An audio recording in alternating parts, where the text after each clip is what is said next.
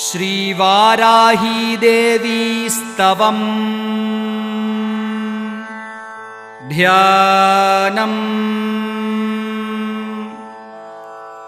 ऐङ्कारद्वयमध्यसंस्थितलसद्भूबीजवर्णात्मिकाम् दुष्टारादिजनाक्षिवक्त्रकरपत्सम्भिनीं जृम्भिनीं लोकान्मोहयन्तीं दृशः च महासादंष्ट्राकरालाकृतिं वार्तालीं प्रणतोऽस्मि सन्ततमहं घोनिं रथोपस्थिताम्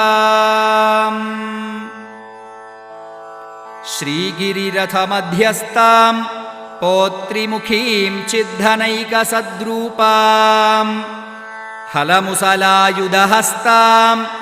नौमि श्रीदण्डनायिकहबम्बाम्।